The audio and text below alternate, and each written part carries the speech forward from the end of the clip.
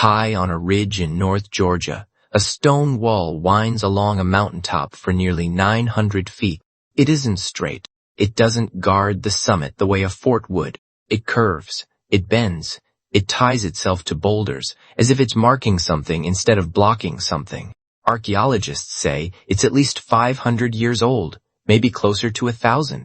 Nobody has ever proven who built it, but the Cherokee had an answer. And they gave it consistently, for generations. They said it wasn't them.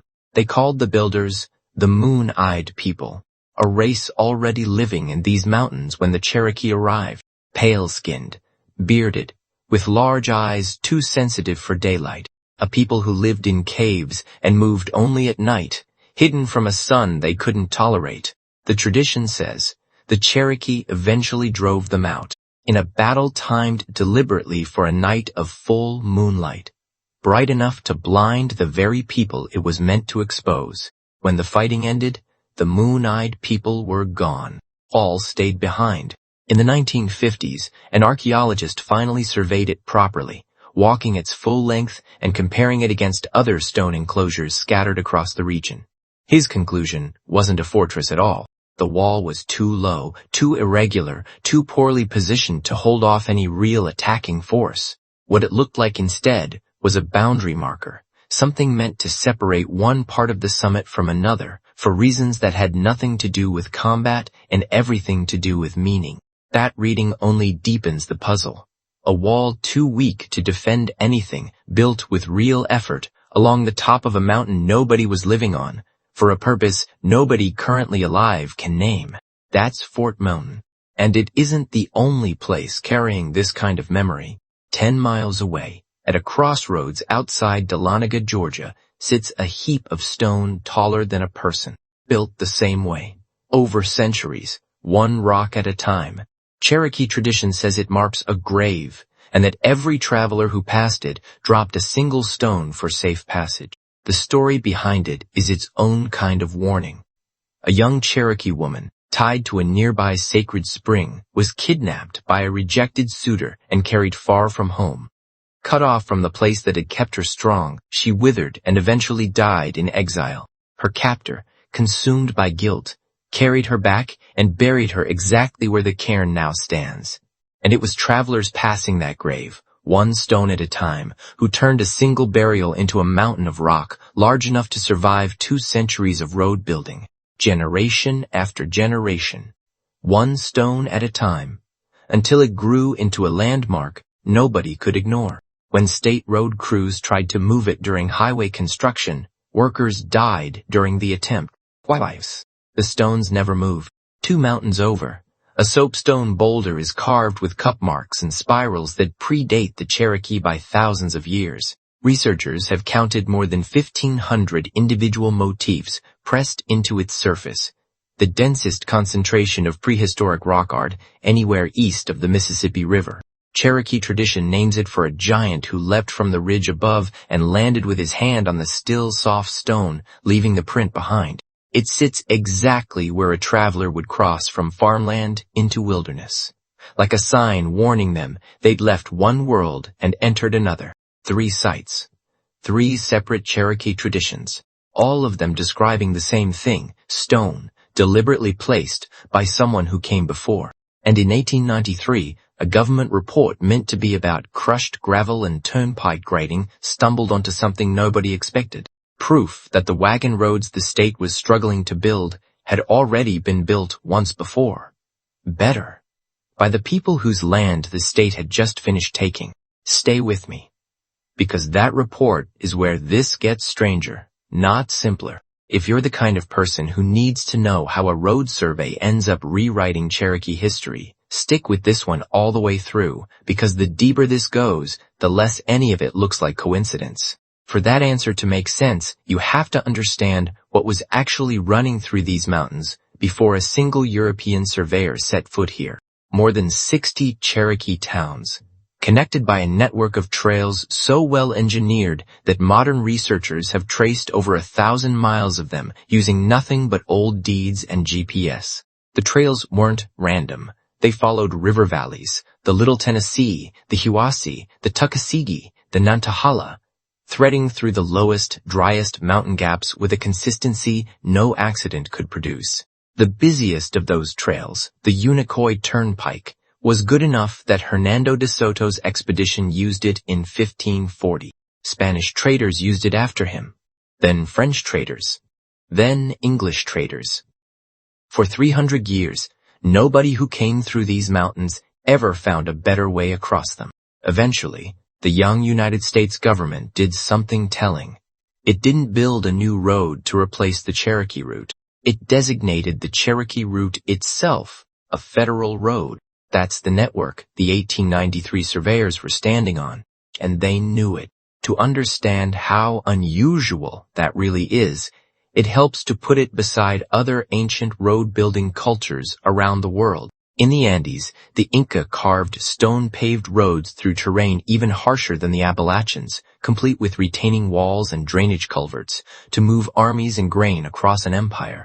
On the island of Crete, Minoan builders cut roads from sandstone with a raised center crown and stone gutters on either side, built specifically to survive tropical downpours. In Colombia, the Kogi people laid rigid flagstone paths up nearly impossible slopes, treating every step of the climb as a walk through the spirit world, as much as a route to somewhere. None of those civilizations left behind anything that looked, on the surface, like what's scattered across the Appalachians. No massive paving, no imperial stonework. But strip away the materials and the underlying logic is identical. Read the land, follow its natural drainage, build something that survives without fighting the mountain. The difference is that nobody in Washington in 1893 was willing to call what the Cherokee had built engineering. They called it a trail, and they built directly over it. But trails were only half of what was out there. The other half was stone, and it wasn't only on Fort Mountain. And these 4 sites weren't an exhaustive list. They were simply the ones that survived well enough and were written down early enough to still be traceable today. When European settlers first pushed into the Georgia mountains in the early 1800s, their own journals described finding hundreds of similar fieldstone ruins scattered across the region. Fort-like circular structures on mountaintops, long stone walls running along ridgelines, earthen mounds veneered, entirely in stone, terrace-retaining walls cut into slopes exactly like the ones at Fort Mountain. Frontiersmen generally assumed Indians had built them, but the Cherokee living in the area at the time, when asked directly, denied being the builders. That denial was recorded again and again by different settlers in different counties, decades apart. It wasn't a single story. It was a pattern spread across an entire mountain range. Almost none of it would have survived at all, if not for a narrow window of timing that nobody planned. In the late 1880s, a government ethnographer spent several field seasons living among the Cherokee still remaining in the North Carolina mountains, recording their traditions directly from the people who still carried them. He wasn't working with distant descendants or secondhand retellings. He sat with elders who had heard these stories from elders before them, in an unbroken line stretching back before removal, before the turnpikes, before any of this had a reason to be written down at all. He was, by his own account, aware of exactly how narrow that window was. The generation he was recording from had already lived through the Trail of Tears. Their children were being pulled into government schools that actively discouraged the old language and the old stories. Within another generation or two, the oral record he was gathering by hand, page after page, might simply have stopped existing, not been proven false, not been debated, just gone, the way so much else had already gone. His notes, published at the turn of the century, remain the single fullest early written source for nearly every tradition in this story.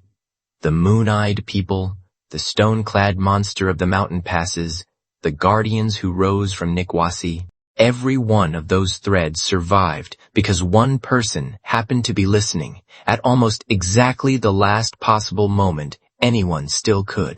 That's worth sitting with. The 1893 survey that stumbled onto proof of Cherokee engineering and the ethnographic fieldwork that preserved Cherokee tradition about that same landscape weren't separate stories running in parallel. They were two halves of the same narrow window. The physical evidence and the spoken memory, both nearly lost, both barely caught in time, both converging on the same conclusion from two completely different directions. And it came at a cost the historical record barely apologizes for. By the 20th century, many of those same stone structures and earthen mounds were simply gone, scooped up by highway contractors during the road-building boom of the 1930s, their stone repurposed as fill material for the very highways being built through the land the structures once occupied. Whatever additional answers those lost sites might have held, they were paved into the shoulder of a two-lane road and never recovered. Follow the trail network that did survive north from Track Rock and Fort Mountain, up toward the Little Tennessee River, and you reach a low, grass-covered mound the Cherokee called Nikwasi. It sits in the middle of what's now Franklin, North Carolina, surrounded on every side by parking lots and storefronts, 1,000 years of history hemmed in by a modern town square. Nikwasi wasn't just a mound.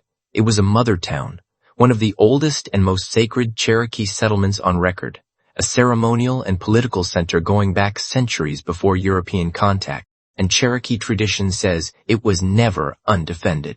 According to the old accounts, when enemies attacked Nikwasi, a mysterious people emerged from inside the mound itself to defend it. The Cherokee called them the Nunihai.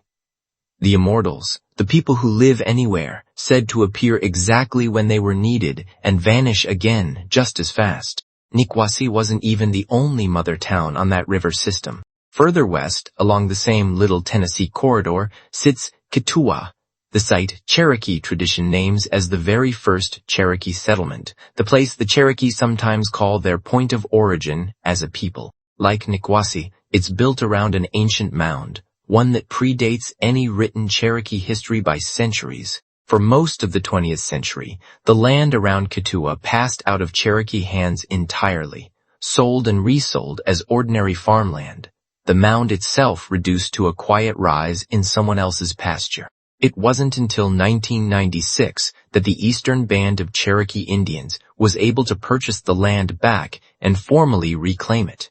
A mother town, a founding place, spent most of a century as private property before anyone with the standing to protect it as sacred ground was legally allowed to.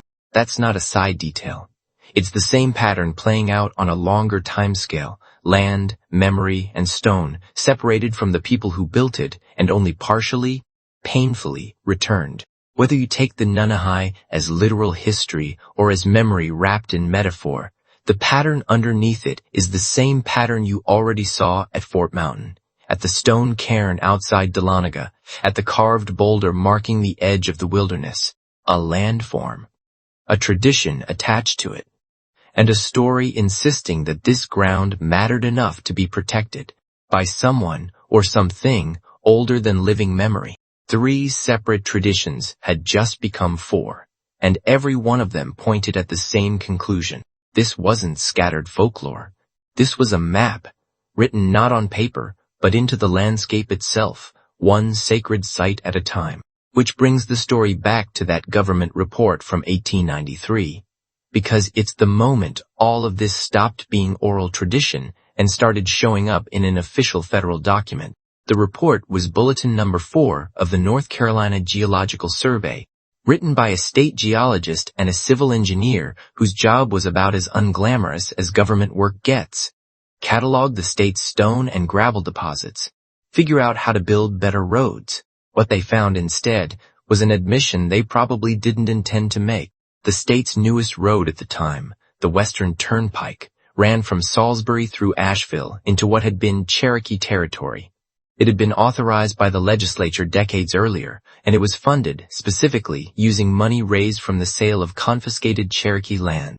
The survey's own conclusion about that road was blunt. It called the result, at best, a fairly good dirt road, nothing more. The surveyors admitted that the builders hadn't engineered proper stone surfacing at all. Their words, on the record, were that the chief aim of the builders was simply to get the stone out of the way. Compare that to the network it replaced. Trails that read the contour of a ridge instead of fighting it. Trails that avoided the exact washouts and erosion. the new turnpike kept suffering. A system that had survived for centuries with no engineers, no funding, and no maintenance crew at all. The state had spent Cherokee land to build a worse version of what the Cherokee had already built. It wasn't the only government document from that era doing this kind of quiet, unintentional work. A few years earlier, the Federal Bureau of Ethnology had launched its own nationwide survey of ancient mounds and earthworks, sending investigators across the eastern United States to catalog structures built by populations that, at the time, most Americans assumed couldn't have been the ancestors of the native nations still living among them. The survey's conclusion, when it finally came, was straightforward. The mound builders and the indigenous nations of the 19th century were the same lineage, not separate mysterious civilizations. It was a federal report, quietly settling a debate that popular culture had spent decades getting wrong. At the exact same moment, other federal policy was still treating those same nations as obstacles to relocate rather than descendants to consult. That's the backdrop the 1893 Turnpike Survey belongs to. Not an isolated slip of honesty from two overworked engineers, but one more entry in a pattern. The government's own paperwork, again and again, quietly contradicting the government's own actions. And that irony didn't happen in isolation. Because in that exact same year, 800 miles to the west, something much larger than one turnpike was happening to the people who'd built that original network in the first place. On September 16, 1893, the United States government opened the Cherokee Outlet, 6 million acres in Oklahoma that had belonged to the Cherokee Nation since their forced removal from these very mountains 55 years earlier. More than 100,000 settlers lined up on a starting mark. A gun went off, and in a single day, the largest land run in American history stripped away the last major piece of territory tied to the Cherokee's exile. Two events, one dispossessing the Cherokee of land 800 miles away, one quietly documenting, on paper, how sophisticated their ancestors' engineering back home had actually been. Same year, no one in either process ever connected the two. So here's the question, worth sitting with before we go any further.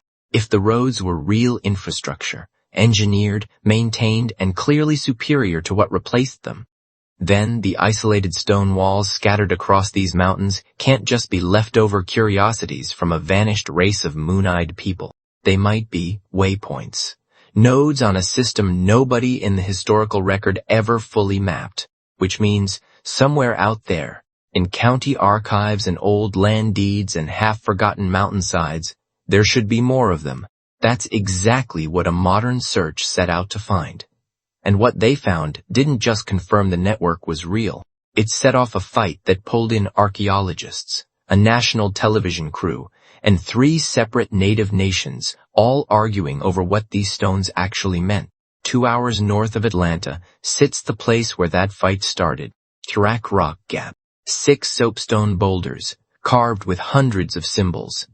Animal tracks, human footprints, circles, crosses. The first written account of them dates to 1834, when a mint official passing through the area wrote the carvings down out of pure curiosity. But the carvings themselves are almost certainly far older than that first written record, archaic and woodland-era work laid down long before anyone thought to describe it on paper. For most of the 20th century, this place was treated like a roadside curiosity, a place to stop, take a photo, keep driving. Nobody thought to seriously examine what was on the other side of the creek. Then, in the year 2000, a retired engineer who lived nearby convinced the U.S. Forest Service to fund something that had never been attempted at this site before, a real archaeological survey. Not of the boulders everyone already knew about, of the stone terraces spreading up the mountainside behind them. The archaeologist who led that survey brought an unusual background to it. Years spent studying rock art on another continent entirely in South Africa. What his team mapped on that Georgia mountainside stopped being a curiosity the moment the site plan came together on paper. This wasn't a handful of stray walls. It was a complex, roughly 600 meters long, up to 400 meters wide. Dozens of separate stone features cut into a single mountainside, low retaining walls following the natural contour of the slope, arranged like agricultural terraces. In one cluster alone, 16 separate walls spaced evenly up the mountainside, each one only about knee height, but running in near-perfect formation. A semicircular stone structure roughly 120 feet across, which researchers believe may have been used to move and distribute water down through the terraces below it. A design with almost no known parallel anywhere else in the southeastern United States. Stacked cairns. A concave earthen berm rising 12 feet along a cliff edge, clearly man-made, its purpose still undetermined. And at least one section that didn't resemble farming or defense at all. Walk the site cluster by cluster, and the scale keeps growing. Along the creek at the base of the gap, straight stone retaining walls run north to south on both banks, so precisely aligned that researchers suspect later road construction destroyed even more of them than survived. Climbing the lower slope, a set of concave walls rises in careful stages, each one facing the same direction, evidence of deliberate planning rather than piecemeal building over time.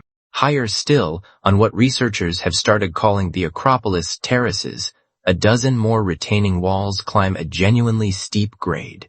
Construction that would have demanded real coordinated labor, not the work of one family clearing one garden plot.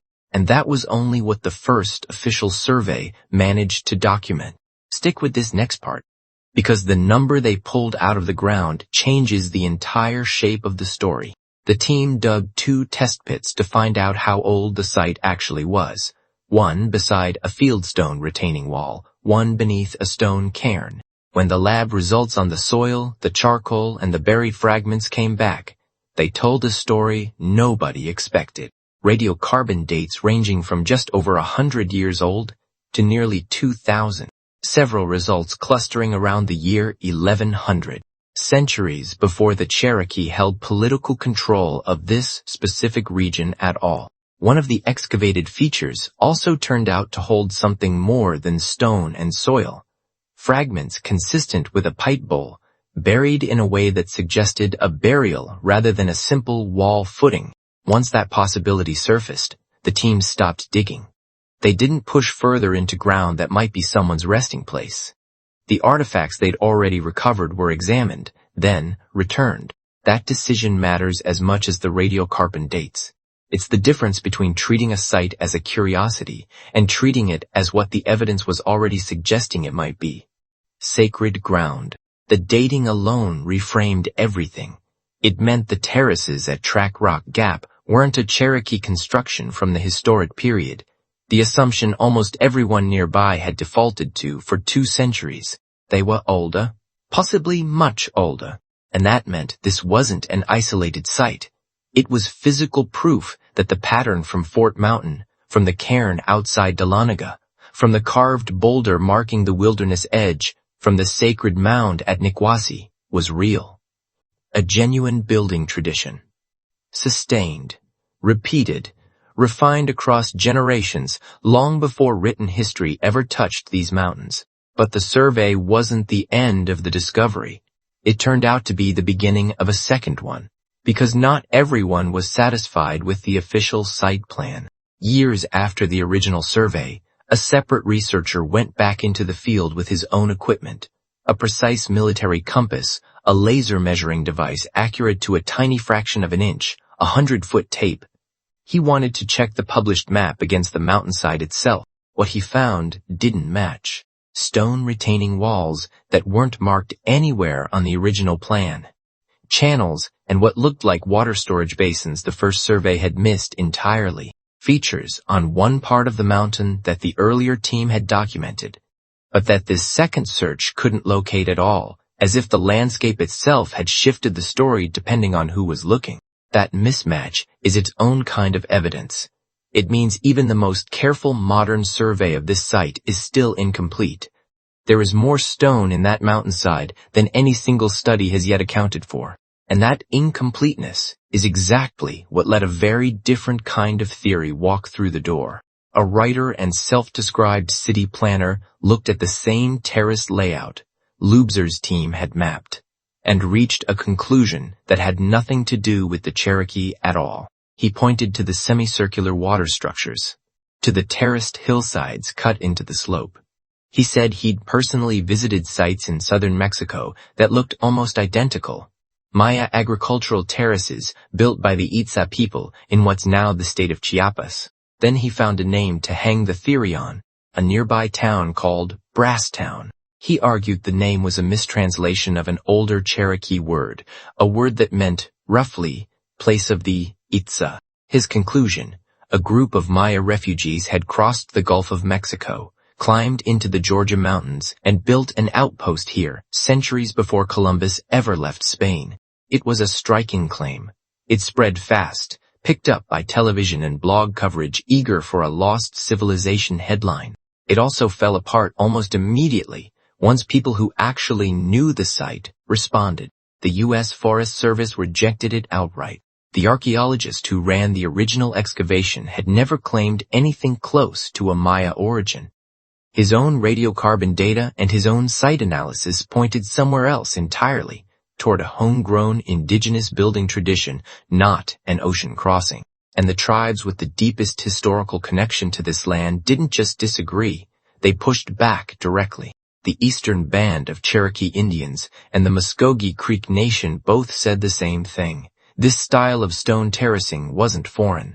It was a documented, homegrown practice used across the southeastern United States for centuries, long before any outside contact could explain it, and the physical evidence backed them up. Archaeologists who reviewed the site pointed out that the wall and terrace style at Track Rock closely matched other known prehistoric stone structures scattered across Georgia, including the very wall on Fort Mountain this story opened with. Two sites, separated by real distance, showing the same construction technique, the same dry stacked stone, the same instinct to follow a ridge instead of cutting against it. That's not what a single isolated foreign outpost looks like. That's what a widespread, homegrown tradition looks like, practiced by the same people across multiple generations and multiple mountains. The Maya theory needed Track Rock Gap to be an anomaly. The evidence kept insisting it was the opposite, one visible piece of something far more common than anyone outside these mountains had ever bothered to document. Because Track Rock Gap and Fort Mountain aren't even close to the full count, researchers cataloging what are sometimes called the upland stone enclosures of the American Southeast have identified similar dry stacked walls, cairns, and rock piles scattered across the ridgelines of Georgia, Tennessee, North Carolina, and Alabama. Structures whose function still divides archaeologists, but whose age and construction style consistently point the same direction: prehistoric, indigenous, deliberate. Most of them don't have a Wikipedia page. Most of them don't have a name at all beyond the ridge they sit on. They were never surveyed with lasers or radiocarbon dated in a lab. They just sit where they've always sat, waiting for someone to ask the same question the Forest Service finally asked at Track Rock Gap in the year 2000, which means the map this story has been drawing: Fort Mountain, Stone Pile Gap, Judaculla Rock, Nikwasi, Kituwa, Track Rock Gap, isn't the complete picture. It's the visible edge of something much larger, most of which has never been formally studied at all. Then came something heavier than an academic disagreement. Officials from the United Kituwa Band, based in Oklahoma, told the Forest Service exactly what these terraces represented to them. Not a curiosity, not a mystery waiting to be solved on camera. A burial ground. A resting place for Cherokee warriors. They asked plainly that the site not be filmed and not be commercialized. Not long after that, a television crew applied for a permit to shoot a documentary built specifically around the Maya theory. The request was denied. If you've made it this far, you already understand something most casual viewers of this story never get to, that the real answer here turned out to be more remarkable than the myth trying to replace it. Keep going, because the ending of this one reframes everything that came before it. Once the sensational version was stripped away, what remained wasn't smaller. It was bigger, because now the terraces at Track Rock Gap weren't an unexplained anomaly floating outside history, waiting for a foreign civilization to explain them. They were confirmation. proof that the wall at Fort Mountain, the cairn outside Dahlonega, the carved marker at the edge of the wilderness, the sacred mound at Nikwasi, and the terraces at Track Rock Gap were all part of the same tradition, built, maintained, and expanded by the direct ancestors of the people who still call these mountains home today, which finally answers the question that 1893 survey never thought to ask. Who actually built the roads and the walls the state was struggling to replace? Not moon-eyed refugees driven out by moonlight. Not Maya wanderers from across an ocean. The same people the United States government was, in that exact same year, forcing off the very last of their land in Oklahoma. And that connection between what was being written down in 1893 and what was being taken away in 1893 is where this story finally comes full circle. So what actually happened here? Strip away the moon-eyed people. Strip away the Maya theory. What's left is plainer and more impressive. Long before any European surveyor set foot in these mountains, the ancestors of the Cherokee had already read this landscape with total precision.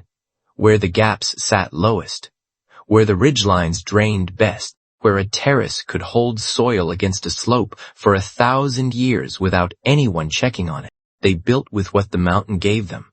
Stone, stacked without mortar, laid along the contour of the land instead of against it.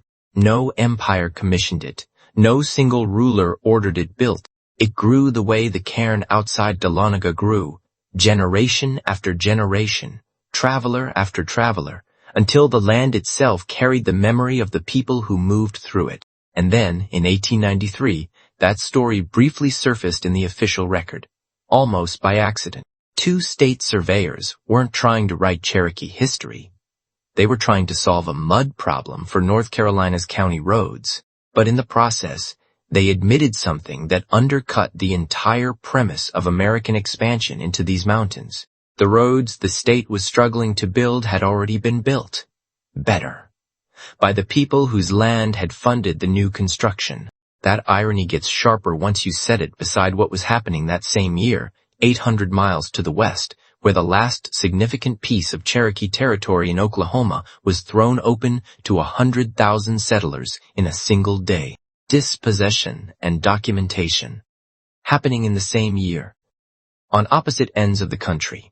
With no one in either process ever connecting the two, there's a third thread running through 1893 that makes the timing even harder to write off as coincidence. That same year, Congress created the country's first federal agency, dedicated entirely to studying how to build permanent stone roads, an Office of Road Inquiry, formed specifically to solve the erosion and washout problems plaguing rural America.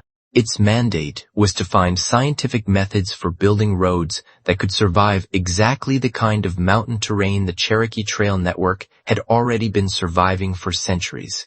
The federal government was standing up an entire new agency to solve, through trial and error, a problem that had already been solved 1,000 years earlier. By the people it was, in that same 12-month span, finishing the process of removing from two different pieces of their land at once. So why does any of this matter now, more than a century later? Because the physical record never actually disappeared.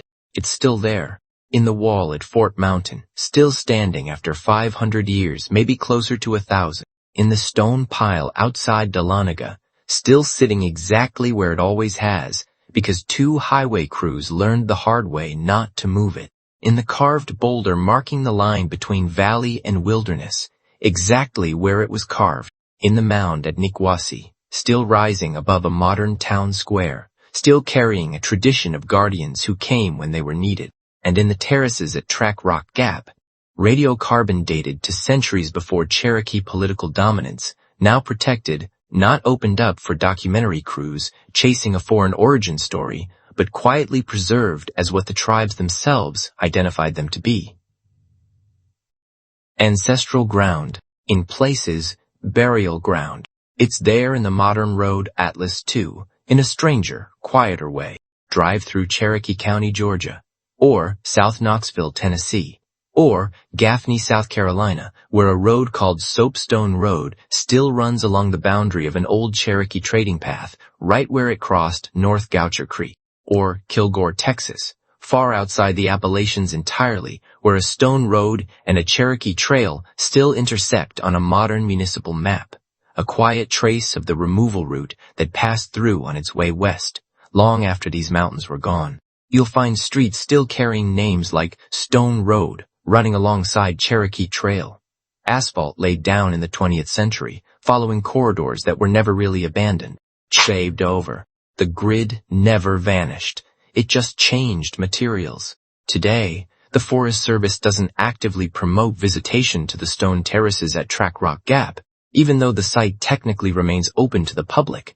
That's not neglect. It's a deliberate choice, made jointly with the Eastern Band of Cherokee Indians and the Muskogee Creek Nation, to protect ground that both nations have identified as ancestral, and in places, sacred. When a portion of an unauthorized trail through the site had to be closed off a few years ago, tribal officials were consulted directly before a single tree was cut, and every nation involved endorsed the decision.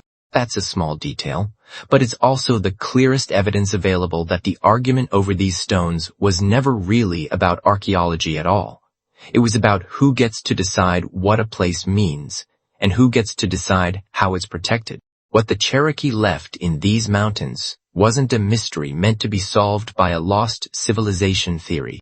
It was a working record of a people who understood this terrain better than the engineers who came after them, and who kept building on it generation after generation, right up until the year the federal government finally wrote it down. In the same 12 months, it was taking the last of their land away.